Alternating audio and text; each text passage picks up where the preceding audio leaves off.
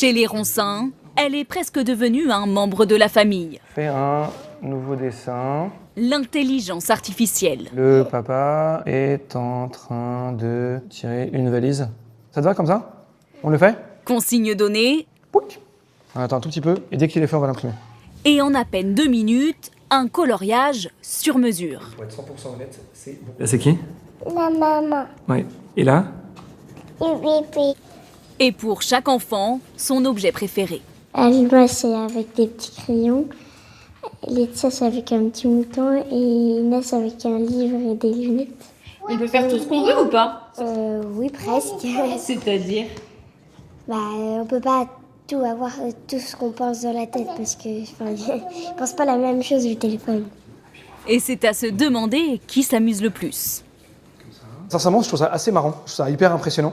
Et plus amusant que de juste se dire ah bah tiens, je vais faire une recherche dans Google, aller dans je sais pas combien de sites différents et pas trouver ce que je veux et finir un peu frustré. Là, au pire, je régénère un nouveau dessin si le premier m'a pas plu et donc j'aurai celui que je veux, quoi. Pour les activités ou les questions des enfants, le père de famille utilise l'IA une dizaine de fois par jour avec eux. Et cette famille n'est pas la seule. Un papa canard qui se balade avec son fils. Générer des histoires ou des images amusantes grâce à l'IA. Sur les réseaux sociaux, parents et enfants redoublent d'inventivité. L'usage préféré des petits, l'aide aux devoirs. Le soleil brille. Ici, dictée 2.0. Le chat joue avec la balle. Des mineurs qui sont aujourd'hui directement ciblés par les géants de la tech. Google travaille même sur une version de son IA Gemini, exclusivement réservée aux moins de 13 ans. Nos jeunes utilisateurs sont nés avec Internet. Alors que l'IA se généralise, nous sommes persuadés de pouvoir leur proposer des expériences sécurisées, leur permettant d'explorer et de profiter de tous les avantages de cette nouvelle technologie.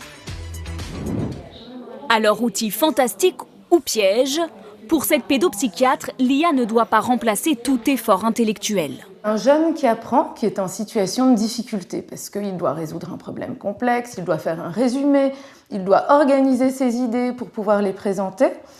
À ce moment-là, certaines zones vont s'activer dans son cerveau. Et c'est là qu'il devient intelligent.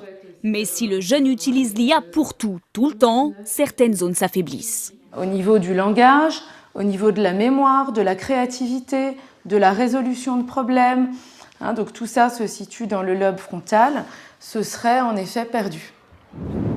Les dangers de l'IA, de plus en plus d'élèves y sont confrontés dès le plus jeune âge. Dans cette classe de 6e, Je vous laisse y aller, en autonomie. plus de la moitié l'utilisent déjà régulièrement. Leçon du jour, Faire absolument confiance à l'IA car elle a toujours raison, donc ça c'est faux. Et donc là on a une bonne réponse. Il faut prendre des doubles sources, aller chercher sur Wikipédia, après sur l'IA. Être avec des adultes.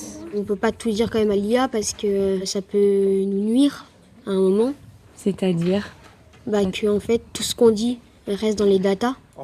ce professeur d'histoire a créé cette application avec des scientifiques. Leur mot d'ordre: il faut que vous appreniez à résister. Parce que plus vous allez seul à votre âge solliciter ces outils d'IA, etc., malheureusement, plus vous avez de chances parfois de vous faire piéger. Derrière les jeunes qui utilisent l'IA, il y a du temps d'écran, il y a des interactions, et derrière, il y a les algorithmes. Ils peuvent aller sur certaines plateformes, mais que derrière cet usage, ils doivent absolument raisonner, se dire « qu'est-ce que je suis en train de faire, depuis combien de temps ?» Les élèves assisteront encore à plusieurs sessions pour finir l'année mieux armés face à l'intelligence artificielle et n'en retenir que le meilleur.